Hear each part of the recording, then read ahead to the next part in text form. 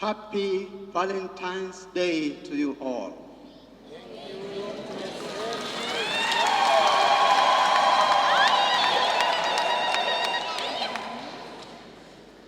Leo ni tarehe 14 ya mwezi wa pili na dunia nzima inasherehekea siku ya Valentine, siku ya wapendanao. Ni siku ambayo dunia inaadhimisha upendo, na kadi wanazopelekeana hawa zinakuwa na moyo mkubwa, picha ya upendo.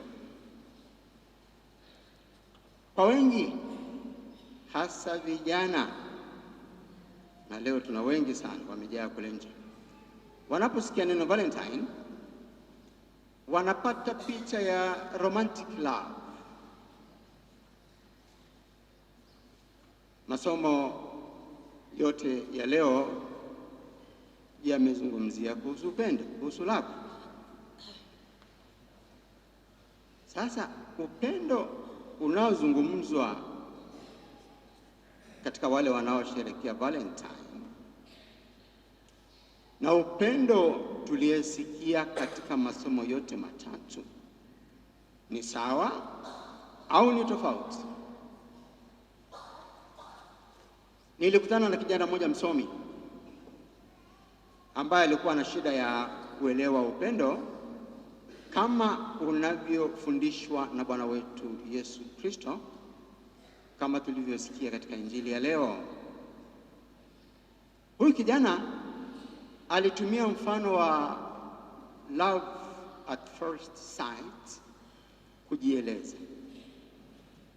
Aliniambia hivi: mvulana anaweza akamwona msichana akampenda hapo hapo bila kuwa na sababu yoyote.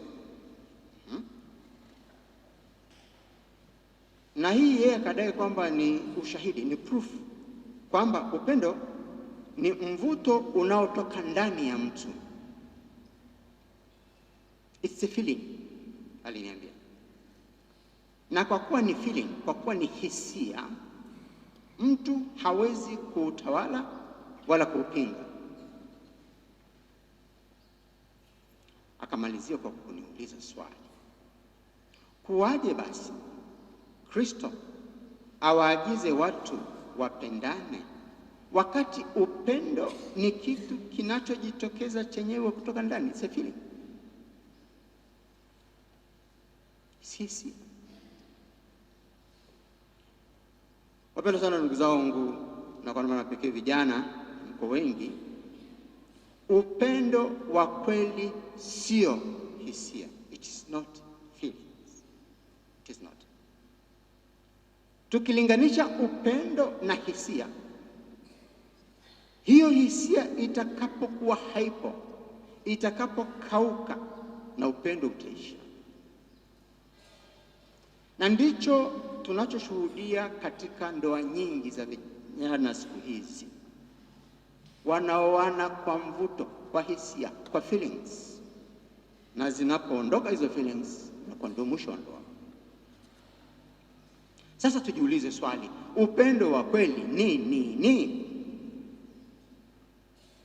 Upendo wa kweli ni tofauti na wajibu wa kifamilia ambapo mmoja anapendwa au kusaidiwa kwa sababu ni mwanafamilia, kwa sababu ana damu ile ile.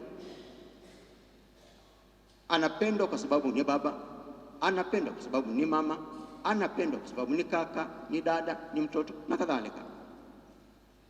Hii ni sehemu ya upendo tu, lakini upendo wote hapo haupo bado. Wala upendo wa kweli ni tofauti na upendo wa marafiki. Wote mna marafiki, lakini upendo wa yule rafiki yako sio kamili kwa sababu una manufaa yake. Unampenda huyo unayempenda kwa sababu anakusaidia, anakupa chochote, anakushauri labda, au anakupa company. Kwa hiyo una kitu fulani unafaidi kwa uwepo wake. Sasa upendo wa kimungu ni tofauti na utoaji wa msaada. Kuna watu wanachangia, unasikia kuna harambee, unasimama